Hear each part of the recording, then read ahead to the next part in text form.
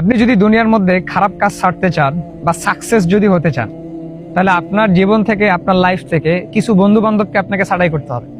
For example, যেগুলো আপনাকে খারাপ দিকে নিয়ে যাচ্ছে, যেমন আপনার ধূমপান করা, কোনো হারাম সম্পর্কের মধ্যে নিয়োজিত করা, বা আপনার এখনকার জেনারেশন যেরকম হচ্ছে আপনার মাদকের মধ্যে লিপ্ত, এই মাদক বা বিভিন্ন ধরনের খারাপ সাইডে যেই বন্ধুটা আপনাকে নিয়ে যাচ্ছে, আপনি বুঝবেন যে ওই বন্ধু বান্ধব আমার লাইফে আমাকে ভালো কিছু করতে চায় না, মানে আমাকে ভালো কিছু করে দিতে চায় না। আমি ভালো কিছু করব, সেই দিকে আমি আগ্রহী হব, সে সেইটা চায় না। মানে আপনি পড়তে বসছেন, সেই সময় সে ফোন দিয়ে আপনাকে খারাপ কাজের মধ্যে নিয়ে যেতে চাইলো।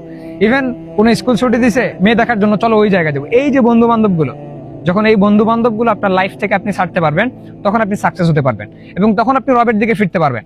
কারণ বন্ধু বান্ধব লাইফে কিন্তু অনেকটা একটা ভারী প্রভাব ফেলে আপনার লাইফকে ভালো করার জন্য, আপনার লাইফকে সাকসেস করার জন্য। সো এমন কিছু বন্ধু বান্ধব আপনি নিজের লাইফে নিয়ে আসেন, যেমন ধরেন দিনদার, নামাজ পড়ে, এরপর হচ্ছে রবের সাথে ভালো একটা কানেকশন আছে তাদের। সো এরকম টাইপের যখন বন্ধু বান্ধব আপনার লাইফে থাকবে, তো আপনার লাইফ অটোমেটিকলি দেখবেন চেঞ্জ হয়ে যাবে এবং আপনি রবের দিকে ফেরার একটা ভালো পায়তারা আপনি খুঁজে পাবেন।